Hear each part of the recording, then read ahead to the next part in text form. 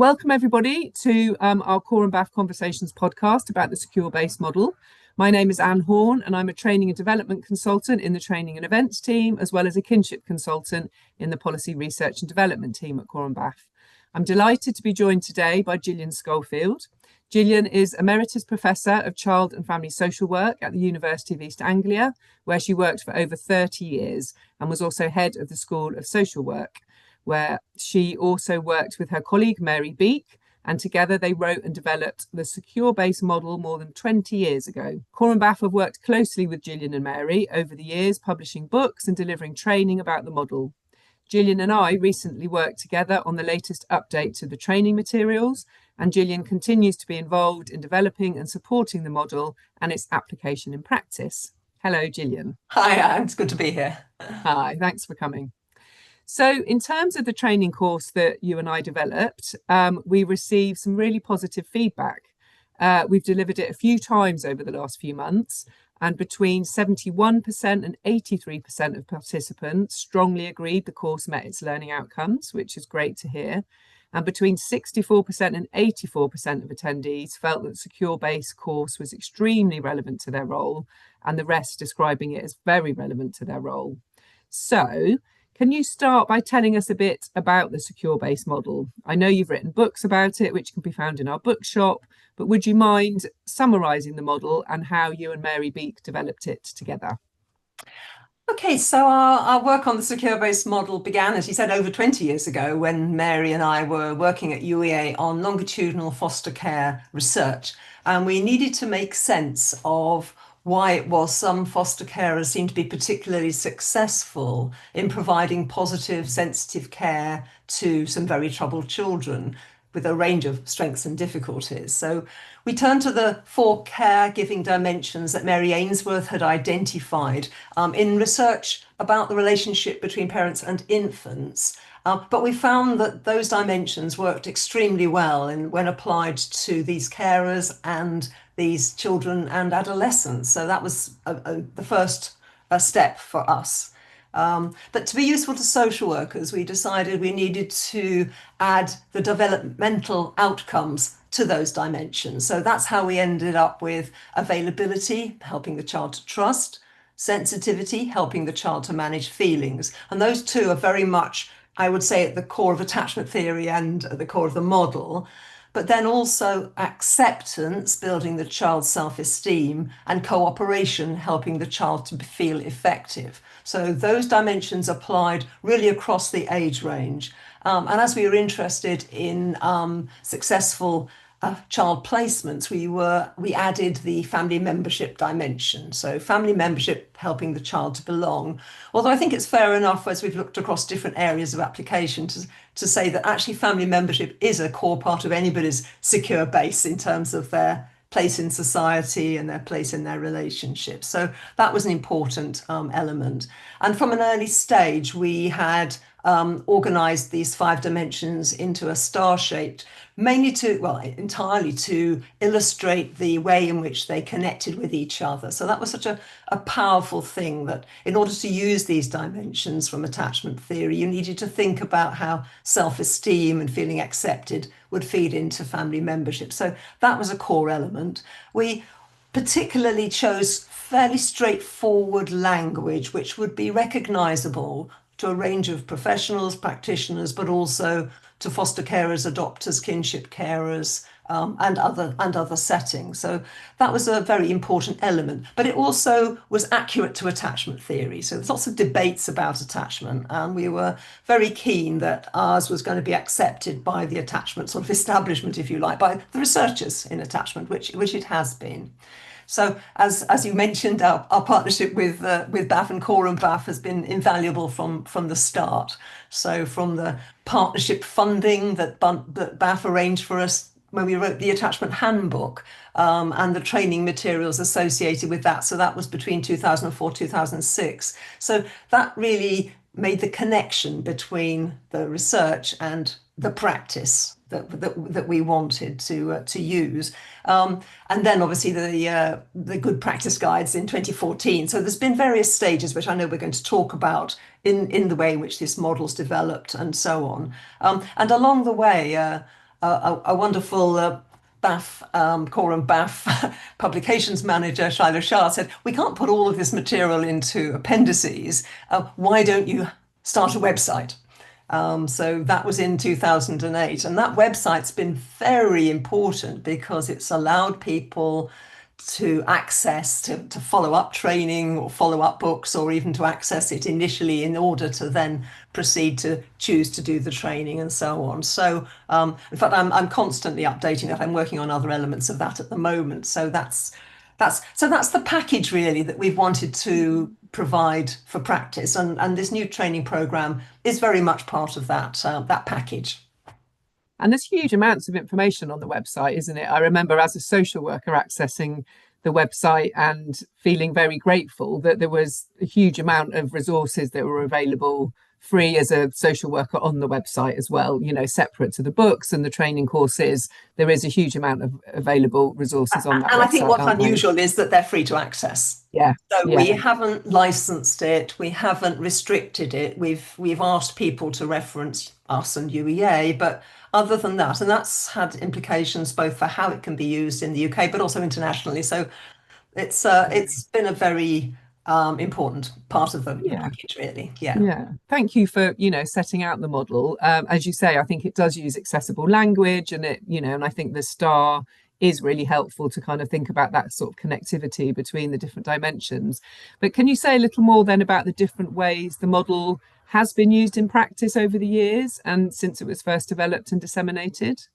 Well, I suppose because it's fundamentally a practical way of explaining attachment theory to help develop a therapeutic approach in families and in other settings, its use has started with assessment, I suppose, assessment of children, assessment of caregivers, matching practices, and so on. So anywhere that people would be thinking about quality of relationships. So those areas of assessment, then of course moving into thinking about children in placement, how can we understand the progress they made across time? So that's been an important part of it, and we've got sort of tools that go alongside that. So I'd say some of the elements, and then obviously the training that delivers these materials and these ideas to a range of different groups, really. So it's been used a lot in training foster carers. So in some senses, training foster carers, training social workers to train foster carers, and kinship carers, and the full range, really. So I think training, assessment and matching, monitoring, then the more specific areas, working with families during contact issues, and most recently, and has been the moving from foster care to adoption work. So that has also come out of UEA and published by CoramBAAF, but that very much relies on the secure-based model as well. So I think there's different areas of practice within social work have been key. But we've also developed the work in schools. So we were funded we've got training materials on the site for use in schools. And of course, what that suggests is that even if you're working in family placement, if you have a child and you're working using this model with them, then talking to the school, it helps you think about the way in which the school staff might also work with you. And I've had kinship carers who've gone into the school with the diagrams and so on, and shared them with teachers. So I think those overlaps are important, but also over the years, residential care. So some of the consultation work I do at the moment is with, just recently last week, actually, I was having a meeting with a group of residential care staff, talking about how they could use it. But always we're talking about the relationships between caregivers and children. And I guess family placement remains at the heart of what we mainly do, and also how it's used around the world, which brings us to the sort of international applications. So it's been taken up by countries who are very familiar with foster care as we would know it. So, for example, Norway was the first and most enthusiastic of the originators of using it as a countrywide system. But from, I suppose, 2013-14, Mary went to work with an organization for care for children in China. And that actually has led to a number of applications where what countries are trying to do is to find a model for foster care as an alternative to institutional care. So I think one of the reasons I'm mentioning that, although it is something that we are very pleased about, is that it does suggest that in different professional contexts, in very different cultural contexts. China, Ukraine, we've been working in as well, and so on. So all of those elements have suggested that this usual criticism that is made of attachment theory, that it's not relevant cross-culturally. Actually, it works very well.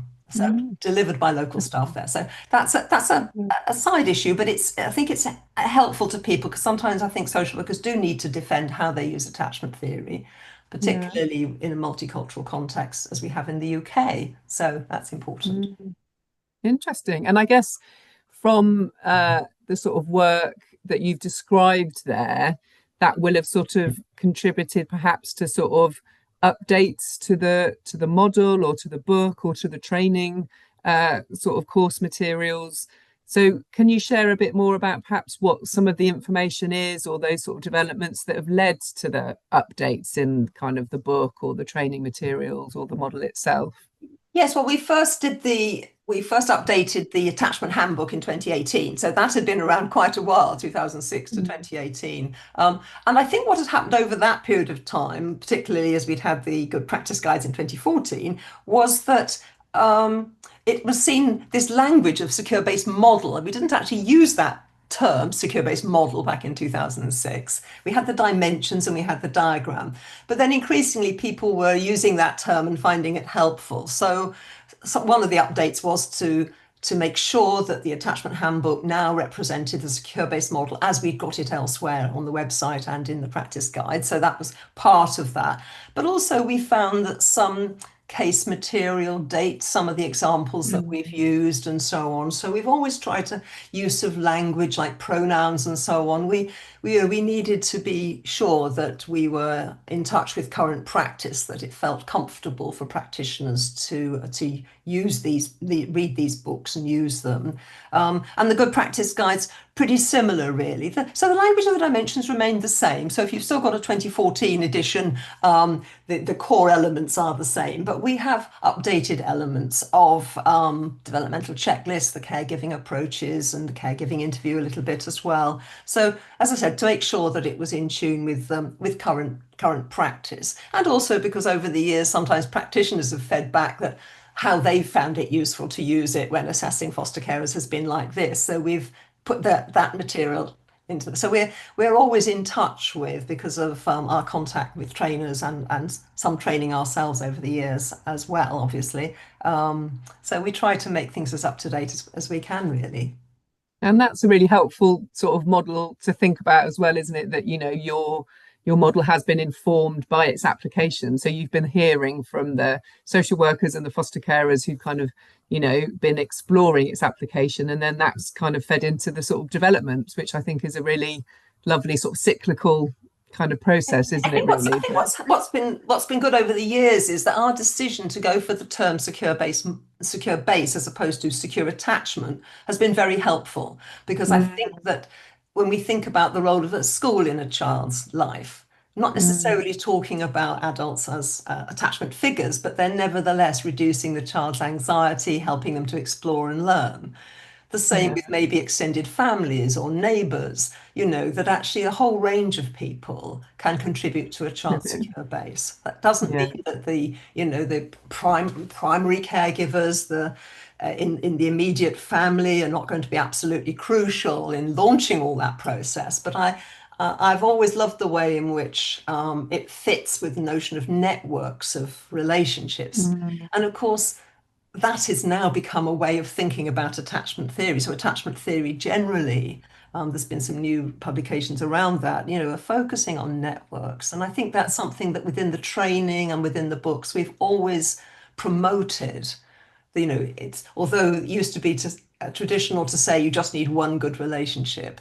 Yes, but that one good relationship you know, for most young people and from infancy to young people, need a range of relationships that all contribute to the secure base. So I think over the years, some things have changed, but some things have actually reinforced our original ideas about that. So, you know, lifelong links and so on. There's so many examples now.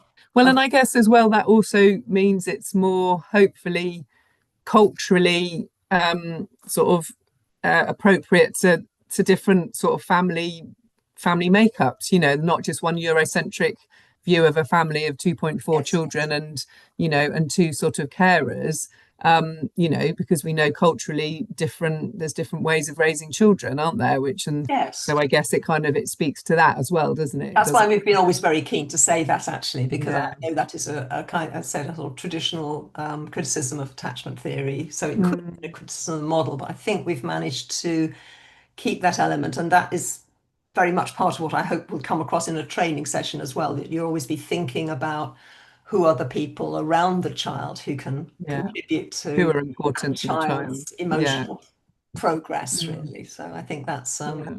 it's been a Yeah. it's been a good process over the years. I think so. Yeah.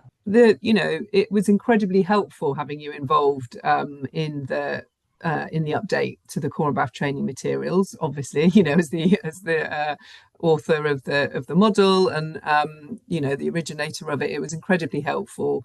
So if somebody was thinking of coming on the CoramBAAF training course about the secure base model, how would you describe the 1 day course if somebody was thinking about coming on it?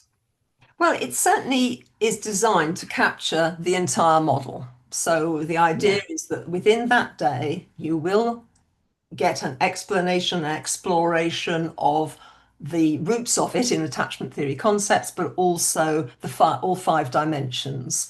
And that's a very important part of it, and that will be relevant whether or not this is new to you, so you've not come across the secure base model, or it's just something you've heard about, or indeed if you've come across it before, maybe even if you currently use it in your work. Because I think what the day is giving people is an opportunity to reflect together on how it can be used in practice, how to make sense of it.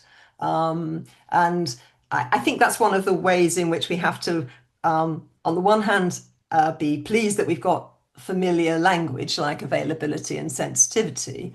But we also need to think about, well, what does that mean for this particular grandparent, this particular foster carer, this Mm. particular adopter?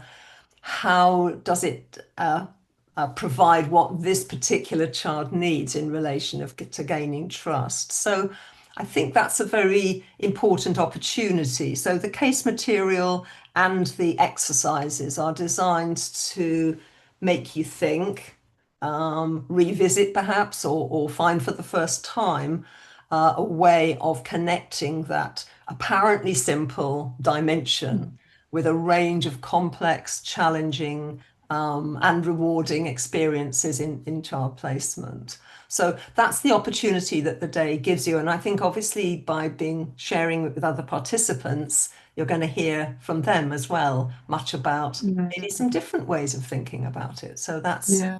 that's And the different value. ways of using it. Yes. It also deals with issues around applications to practice in terms of the tools. And I know you were very keen for me to be sure that I left enough time to do that. So as well as the dimensions, there is these applications which people might see on the website but not feel confident to use. But actually, in the training day, they get an opportunity to think about how they might make use of them.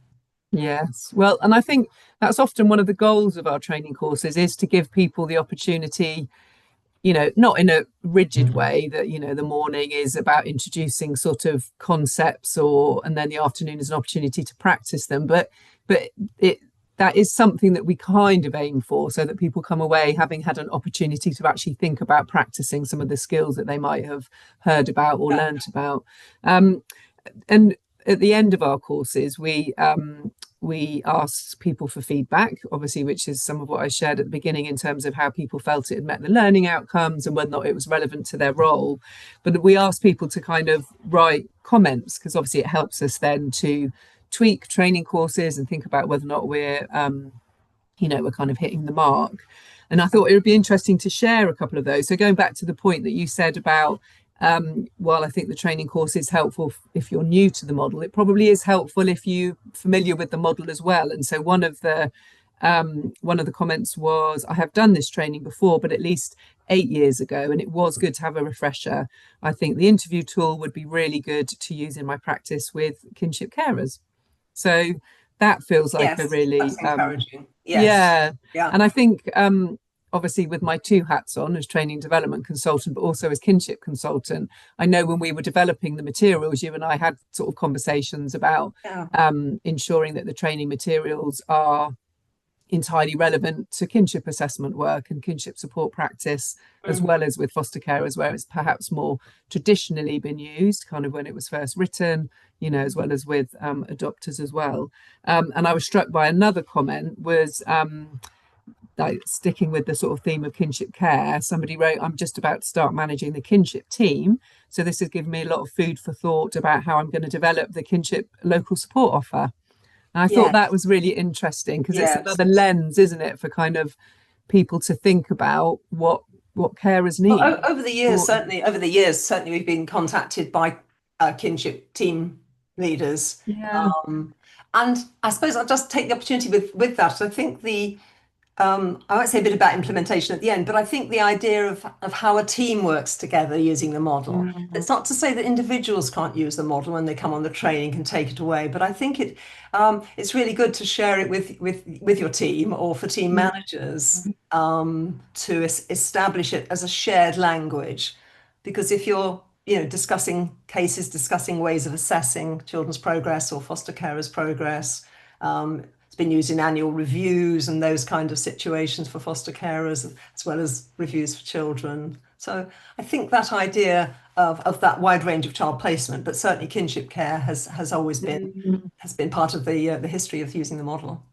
Well, and there's a few other comments around how people think, they might use it, for example, with foster carers. I liked this comment. Somebody said, "I love the perspective of being a secure base for our foster carers and using this to create a supportive and reflective supervision arrangement with a foster carer."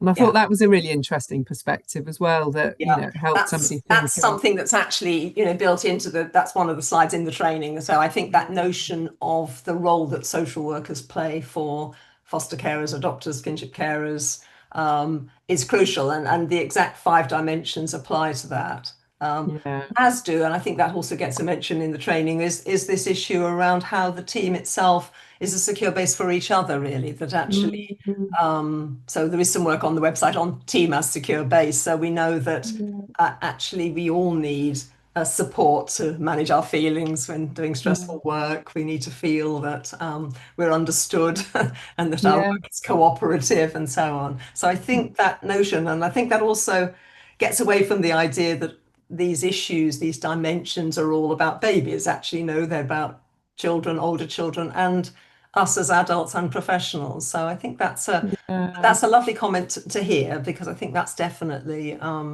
what I would hope Mm. you will take away. Well, and mentioning, like you said, our sort of behaviours, the one of the other comments was this training helps carers and social workers to look beyond behaviour and understand what's being communicated by behaviour. Yes, And I yes. think that's a really positive way as well, isn't it, to kind of think about how the model can help you, help you think about children's behaviours and therefore what a foster carer or how a carer can interpret that, respond. I think one of the benefits of the training, well, of the model, but of the training in particular, is that while you're listening to these dimensions being described or you're working on the exercises, you need to be thinking, particularly this group of workers who I think are often your target audience, but one of your target audiences, which are fostering, supervising social workers, Mm, adopting support workers, kinship care support workers, and so on, that although it's very useful for those practitioners to use in their own thinking and assessment, there comes a point when actually it's most useful to share it with the foster carer or the mm, caregiver, and because another reason for it being fairly straightforward language, they themselves can identify. And I remember that was also a kinship care example, as it happens, a grandparent saying, well, I can see that I'm doing some of this so well, but I didn't know they had a name for it. And mm, then there's other bits that I know I'm struggling with. So yeah, that way of thinking, well, actually, there's a framework for this that makes yeah, sense. So on the training, you're hearing this framework, but you're hearing it not only through your own sort of understandings, but also how you anticipate you would communicate that. How Yeah. much would you maybe share the diagrams? How much would you share the language? What would be most helpful to particular foster carers, adopters, kinship Yeah. carers, and so on? So I think you're getting it at two levels really, and I think that's hopefully comes across through the training day. Yeah. Well, and I think I think, from the training day and also because of the resources on the website and because of the books, there's such a range of resources, aren't there, that you can Yeah. kind of draw from to think about how to use them in different scenarios. So through Sure. assessment or through, like you say, thinking about how you function as a team, or thinking about how you're as the secure base for your carer, or, thinking about what area of support you might think about focusing on with the carer in terms of what the child's behaving like. I just Mm. think there's so many opportunities, aren't there, in different ways of kind of thinking about its sort of application, really. Sure, absolutely. Yes. Yeah. I mean, we've mentioned obviously the fact that there's the website and that there's books and that there's the training course. What do you think is the value of attending a training course, rather than just, for example, looking at the website or, just reading the books? I know we've touched on it a bit, but is there Yeah. is there Well, more that you want to say I think about that that? oh, definitely. I think the training. I think they have to work together. Really. I mean, Yeah. it's difficult to imagine. Well, I mean, some people have just used the books or have just had training, but I think really having the training allows you to. Well, let's talk about the benefits. So the training itself allows you to hear these ideas communicated to you by your trainer, but also to experience the exercises, to reflect on the case examples, but also to share with other participants your own doubts about aspects of understanding the model or applications, or whether you think certain foster carers would be willing to think in that way. So you've really got a live debate going on, and different participants will come from slightly different backgrounds, and may have a very different view indeed of what availability you can expect a foster carer to show, for example. What are our expectations? So the interaction between the participants is part of the story, very helpful. But the books, I think, they do enable you. I mean, once you've, most people have been to training, and even if you give it a good rating, which I'm pleased to say they seem to have done, which is good, when you come away, you're trying to hold on to that. And I think the books really do allow you to go through that in a sort of, it's all written very coherently, hopefully very straightforwardly. You can absorb it. You can look at the secure based tools that are in the guide. You can look at those online if you want to as well. So I think the books. So certainly the good practice guide. So the most recent of those are 2023. So that we talked about how they were updated. So that's very recent. So we're comfortable and confident in those, giving a really good grounding using language that we're very comfortable with. This is, when I say we, I mean Mary and I, because Mary and I have been sort of working on this together all this time, and we still work together. We still consult on different aspects of what goes on the website or how we deal with inquiries and so on. So I think that's a really important sort of element in terms of how the training and the books can sort of work together using the guides. And of course, we do have a guide that is designed for carers and adopters as well, kinship carers. So that's important. So one of the volumes has got the model, but it's also got a whole chapter on assessing foster carers, a whole chapter on issues around supporting children, understanding their development, far more than you have time for in a training program, Cool. not just even a Yeah. day training program, a longer training program. And it gives you then time to reflect and also think about, you want to look something up. They're good reference points. So I think it's important for teams to have access to them. And if you want to read a bit more about the attachment history and so on, you can look at more than that. The attachment handbook has got 10,000 words on each dimension, for example. So it's got huge amount of detail. It also has chapters that are looking in great detail, again, at aspects of practice.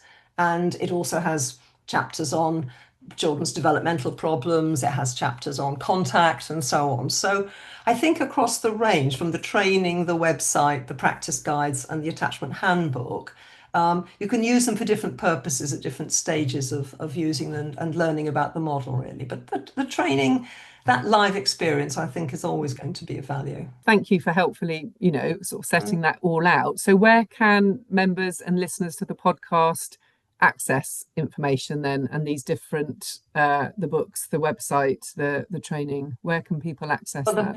the books are available from CoramBAAF, and I urge you to use that Yeah, source. yeah, There they're are on our bookshop. Yeah. and in your bookshop. So the website has got the outline of the model. It's got an introduction to it, and then it also has a whole range of resources. So it has resources that are training programs that we've used.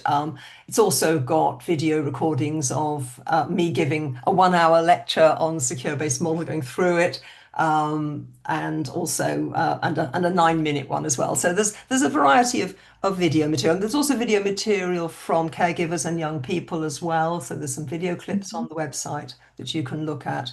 And if you're curious about how we've adapted the model for use in schools or residential care, so there's sections on that. There's also I've just established an international section too. So again, there's issues and elements in the website that will be immediately relevant to everybody's work, and then there's things that if you just wanted to explore more widely, that's also available for you to look at. Yeah. Brilliant. So yeah, the books are available on the CoramBAAF bookshop part of the website. And if people are interested in either commissioning a training day for their whole team, you can reach out to the training team via the website, or you can also just individually book onto an open course, which we run quite regularly as well in our training program. Thank you so much, Gillian. Before we sort of finish up, is there anything else you'd like listeners to know about the model or training that we haven't touched on, or do you think we've covered it all? We probably covered it all. I think that just the last bit to emphasize really was two elements really. One is this idea of carers providing a secure base for children, workers providing a secure base for carers, and organizations and teams providing a secure base for workers. I think that idea of creating a culture of caregiving that is very important. And then the final bit really I have touched on, but this implementation element. I think if you are interested in implementing it in your team, which I think is probably the level, or indeed in your local authority, or indeed in your agency. So if you look online, you'll see quite a few examples where agencies are talking about how they've used it across their local authority or across their independent fostering agency or adoption agency. So I think an implementation, I think if you're going to sustain people's interest in using it longer term, it's really important to think about all aspects of practice. How are you going to reflect it in your supervision practice, but all of foster carers and of staff? And how does that look on paper? So very often people have just added some questions in about secure-based dimensions into all sorts of documents. I mentioned earlier annual reviews of foster carers and so on. So I think it's being creative with it, but also thinking about how this can be a shared language, which the families and the professional networks can understand and use, I think. And of course, using courts. So courts have often been very happy to have assessments done using it. So being flexible, being creative, and feeling free to use the website, and indeed getting in touch with me or Mary if you have specific queries. We're always open to that. That's been incredibly helpful, Gillian. Thank you so much for your time and your generosity and sharing your time and all your wisdom and knowledge about the secure base. We really appreciate it. So thanks, Anne. I've been glad to do it. Thank you. Yeah. And thank you to our listeners, and we'll hopefully see you again soon.